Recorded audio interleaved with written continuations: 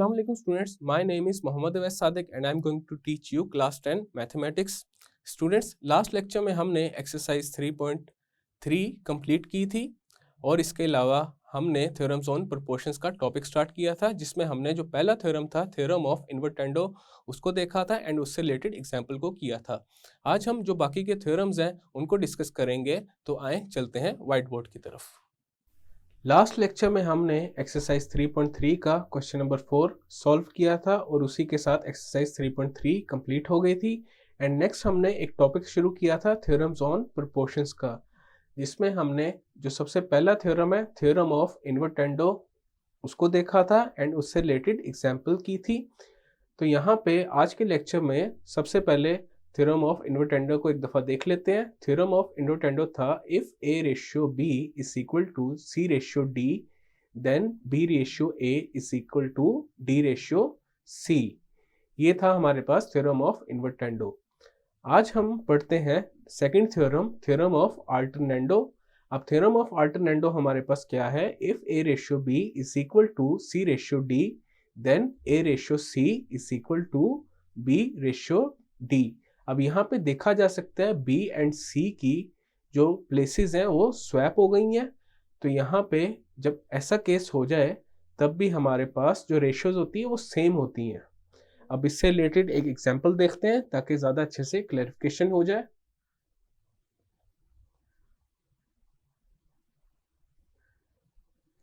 तो यहाँ पे हमारे पास है एग्जांपल नंबर 2 जो कि है if 3p plus 1 ratio 2q is equal to 5r ratio 7s, then prove that 3p plus 1 ratio 5r is equal to 2q ratio 7s। अब यहाँ पे हमने अल्टरनेंडो थ्योरम को अप्लाई करना है, जो हमारी पहली इक्वेशन है इसके ऊपर, एंड देन उससे हम ये वाली इक्वेशन को बनाएंगे। तो सबसे पहले जो पहली इक्वेशन यहाँ पे लिखी हुई है इसमें जो रेशियोज हैं इसको हम फ्रैक्शंस की फॉर्म में लिख देते हैं। हम जानते हैं कि रेशियो को हम फ्रैक्शन की फॉर्म में लिख सकते हैं। तो 3p plus 1 रेशियो 2q हमारे पास क्या हो जाएगा? 3p plus 1 over 2q is equal to 5r ratio 7s क्या हो जाएगा? 5r over 7s। नेक्स्ट हम इस पे क्या करेंगे? थ्योरम ऑफ अल्टरनेंडो अप्लाई करेंगे। जब इस पे थ्योरम ऑफ अल्टरनेंडो अप्लाई करेंगे तो ये हो जाएगा 3p plus 1 over 5r is equal to 2q over 7s। अब यहाँ पे देखा जा सकता है हमने यहाँ पे एक तो थ्योरम ऑफ अल्टरनेंडो अप्लाई किया, लेकिन अगर एक सेकंड के लिए भूल जाए थ्योरम ऑफ अल्टरनेंडो हमारे पास है तो यहाँ पे बेसिकली 2q एंड 5r की एक दूसरे से प्लेसेस चेंज हो गई हैं। यहाँ पे जब हम क्रॉस मल्टीप्लाई करेंगे तो ये हो जाएगा 2q into 5r right hand side पे, और राइट हैंड साइड पे 5r को हम जब लेफ्ट हैंड साइड पे लेकर आएंगे तो वो 3p plus 1 से डिवाइड हो जाएगा। तो ये है हमारे पास थ्योरम ऑफ अल्टरनेंडो। हमारे पास ये जो इक्वेशन है 3p plus 1 over 5r is equal to 2q over 7s, इसको हम रेशियो की फॉर्म में लिख देते हैं। तो ये हो जाएगा 3p plus 1 ratio 5r is equal to 2q ratio 7s। ये हमारे पास फाइनल रिजल्ट आ गया और यहाँ पे हमने अल्टरनेंडो थ्योरम अप्लाई किया था।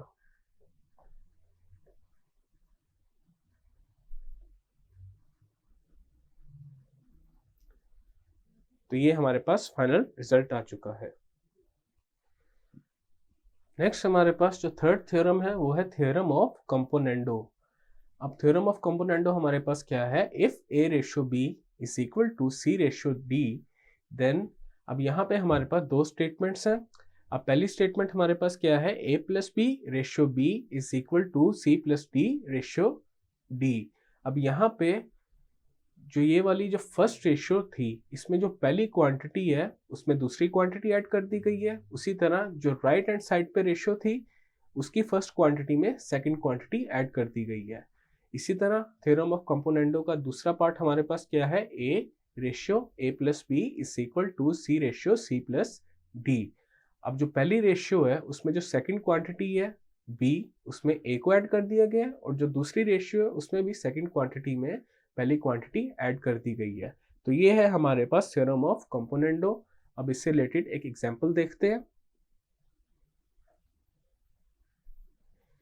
यह है एग्जांपल नंबर 3, जो कि है if m+3 ratio n is equal to p ratio q-2 then m+n+3 ratio n is equal to p+q-2 ratio q-2।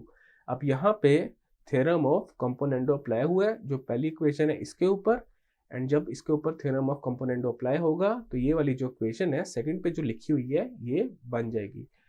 हम इसी तरह जो इक्वेशन है हमारी उसके ऊपर थ्योरम ऑफ कंपोनेंडो अप्लाई करेंगे ताकि हमारे पास ये फाइनल इक्वेशन है ये बन जाए।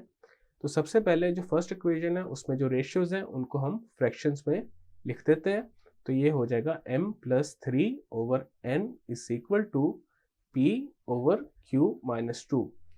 नेक्स्ट हम इस इक्वेशन पे कंपोनेंडो थ्योरम अप्लाई करेंगे बाय कंपोनेंडो थ्योरम।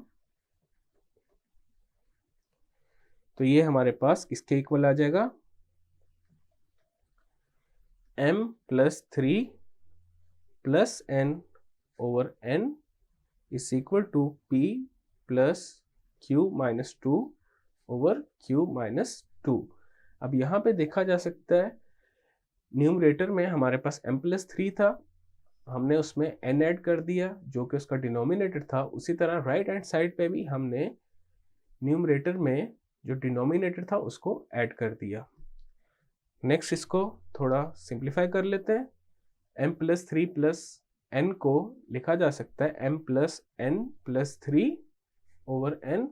इसी तरह p+q-2 को लिख लेते हैं ब्रैकेट्स ओपन करके, तो ये हो जाएगा p+q-2/q-2। नेक्स्ट यहाँ पे क्या करेंगे, ये जो फ्रैक्शंस हैं इनको रेशियो की फॉर्म में लिख देंगे, तो हमारे पास हमारा रिक्वायर्ड रिजल्ट आ जाएगा। तो ये हो जाएगा m+n+3 ratio n is equal to p+q-2 ratio q-2। This is our required result. Next हमारे पास है थ्योरम ऑफ डिविडेंडो। अभी थ्योरम ऑफ कंपोनेंडो में हमने एडिशन की थी, जो हमारे पास left side and right side पे जो रेशियोज थी, लेकिन यहाँ पे डिविडेंडो में सब्ट्रैक्शन करेंगे। तो इसको देख लेते हैं। If a ratio b is equal to c ratio d then, तो इसकी फर्स्ट स्टेटमेंट है वो क्या है, a minus b ratio b is equal to c minus d ratio d। अभी हमारे पास लेफ्ट हैंड साइड पे जो रेशियो है उसकी जो पहली क्वांटिटी है उसमें से हमने दूसरी क्वांटिटी को सब्ट्रैक्ट कर दिया है। उसी तरह राइट हैंड साइड पे जो रेशियो है उसमें भी जो पहली क्वांटिटी है उसमें से दूसरी क्वांटिटी को सब्ट्रैक्ट कर दिया है। और जो इसकी सेकंड स्टेटमेंट है थ्योरम ऑफ डिविडेंडो की, वो है a ratio a minus b is equal to c ratio c minus d। तो ये दोनों स्टेटमेंट्स हमारे पास है थ्योरम ऑफ डिविडेंडो की। अब इसकी एक एग्जांपल देखते हैं। तो हमारे पास है example number 4, if m+1 ratio n-2 is equal to 2p+3 ratio 3q+1 then m-n+3 ratio n-2 is equal to 2p-3q+2 ratio 3q+1। अब यहाँ पे ये जो पहली वाली इक्वेशन है इसके ऊपर थ्योरम ऑफ डिविडेंडो अप्लाई हुआ है, और देन अप्लाई होने के बाद हमारे पास ये वाली इक्वेशन बन गई है। तो हम अप्लाई करते हैं जो हमारी पहली इक्वेशन है। इसमें हमारे पास जो रेशियोज हैं सबसे पहले हम उसको फ्रैक्शंस में लिख लेते हैं। ये क्या हो जाएगा, m+1/n-2 is equal to 2p+3/3q+1। Next हम क्या करेंगे, इसके ऊपर डिविडेंडो थ्योरम अप्लाई कर देंगे बाय डिविडेंडो थ्योरम। जब डिविडेंडो थ्योरम अप्लाई करेंगे तो क्या हो जाएगा, हमारे पास जो न्यूमरेटर है उसमें से डिनोमिनेटर माइनस हो जाएगा। तो ये आ जाएगा m+1 -n-2/n-2। उसी तरह राइट हैंड साइड पे भी क्या होगा, न्यूमरेटर में से डिनोमिनेटर को माइनस कर देंगे।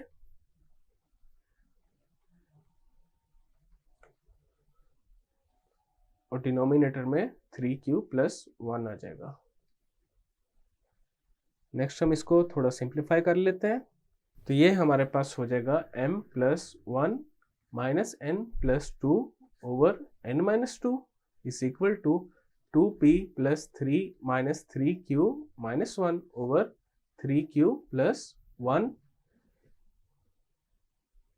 अब इसमें थोड़ी सी और सिंप्लीफिकेशन करेंगे, यहाँ पे 1 and 2 ऐड हो जाएंगे, तो ये आ जाएगा m minus n plus 3 over n minus 2 and right hand side पे 3 माइनस 1 करेंगे, तो ये हो जाएगा 2p minus 3q plus 2 over 3q plus 1।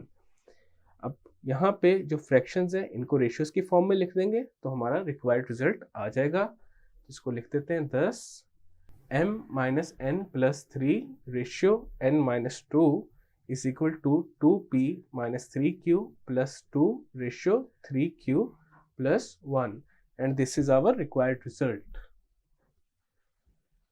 Next है हमारे पास थ्योरम नंबर 5 जो कि है थ्योरम ऑफ कॉम्पोनेंटो डिविडेंडो। अब वो थ्योरम हमारे पास क्या है, if a ratio b is equal to c ratio d then a plus b ratio a minus b is equal to c plus d ratio c minus d। अब यहाँ पे देखा जा सकता है जो थ्योरम ऑफ कॉम्पोनेंटो है एंड थ्योरम ऑफ डिविडेंडो है उन दोनों को कंबाइन किया हुआ है और ये हमारे पास रिजल्ट बन रहा है। तो सेकंड रिजल्ट हमारे पास क्या बन रहा है, a minus b ratio a plus b is equal to c minus d ratio c plus d। तो ये हमारे पास है थ्योरम ऑफ कॉम्पोनेंटो डिविडेंडो। अब इसकी एक एग्जांपल करते हैं। तो एग्जांपल नंबर 5 है हमारे पास, if m ratio n is equal to p ratio q then prove that 3m plus 7n ratio 3m minus 7n is equal to 3p plus 7q ratio 3p minus 7q। अब clearly यहाँ पे कंपोनेंटो dividendo theorem apply हुआ है, तो यहाँ पे हम ये वाली जो स्टेटमेंट है m ratio n is equal to p ratio q इसको कंसीडर करते हैं एंड देन प्रूव करते हैं ये जो दूसरी इक्वेशन है इसके इक्वल प्रूव कर देते हैं। तो सबसे पहले हमारे पास क्या है, m ratio n is equal to p ratio q, इसको हम फ्रैक्शन की फॉर्म में लिखते हैं, तो ये हो जाएगा m over n is equal to p over q। Next हम क्या करेंगे कि दोनों साइड्स पे 3 ओवर 7 से मल्टीप्लाई कर देंगे। अब 3 ओवर 7 से इसलिए मल्टीप्लाई करेंगे क्योंकि हमारा पास जो रिजल्ट है उसमें हम देख सकते हैं कि हमारे पास 3 m के साथ मल्टीप्लाई हो रहा है और n 7 के साथ। उसी तरह राइट हैंड साइड पे 3p के साथ मल्टीप्लाई हो रहा है और 7q के साथ मल्टीप्लाई हो रहा है, तो दोनों साइड्स पे हम 3 ओवर 7 से मल्टीप्लाई कर देंगे। Multiplying both sides by 3 over 7, तो हमारे पास क्या हो जाएगा 3 over 7 into m over n is equal to 3 over 7 into p over q। 3 into m is 3m, 7 into n is 7n is equal to 3 into p is 3p over 7 into q is 7q। Next हम ये जो equation हमारे पास आई है इसके ऊपर कंपोनेंटो dividendo theorem apply कर देंगे। तो यहाँ पे लिखते हैं यूजिंग कंपोनेंटो डिविडेंडो थ्योरम। तो इसके ऊपर जब हम वो थ्योरम अप्लाई करेंगे तो न्यूमरेटर में एक दफ़ा डिनोमिनेटर हमारे पास ऐड हो जाएगा और इस इक्वेशन के डिनोमिनेटर में भी न्यूमरेटर से डिनोमिनेटर को माइनस कर देंगे। उसी तरह राइट हैंड साइड पे भी हम सेम प्रोसीजर रिपीट करेंगे, तो ये हो जाएगा 3p plus 7q over 3p minus 7q। Next हम देख सकते हैं हमारे पास जो हमारा रिक्वायर्ड रिजल्ट है वो आ गया है। अब सिंपली इन फ्रैक्शंस को रेशियोज में कन्वर्ट कर देंगे, तो ये आ जाएगा 3m plus 7n ratio 3m minus 7n is equal to 3p plus 7q ratio 3p minus 7q and this is our required result. Next है हमारे पास एग्जाम्पल नंबर 6 जो कि है if 5m + 3n ratio 5m - 3n is equal to 5p + 3q ratio 5p - 3q then show that m ratio n is equal to p ratio q। अब यहाँ पे देखा जा सकता है जो हमारे पास कॉम्पोनेंडो डिविडेंडो थ्योरम है वो यहाँ पे जो ये वाली इक्वेशन है इसके ऊपर अप्लाई हुआ एंड देन हमने जो मेन इक्वेशन होती है वो इससे बनानी है m ratio n is equal to p ratio q।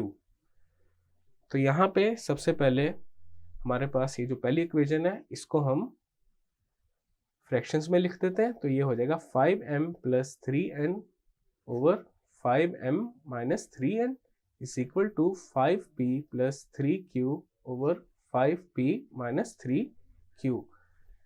Next हम क्या करेंगे, ये जो इक्वेशन बनी है इसके ऊपर अगेन हम कॉम्पोनेंडो डिविडेंडो थ्योरम अप्लाई करेंगे। देन यहाँ पे लिखते हैं यूजिंग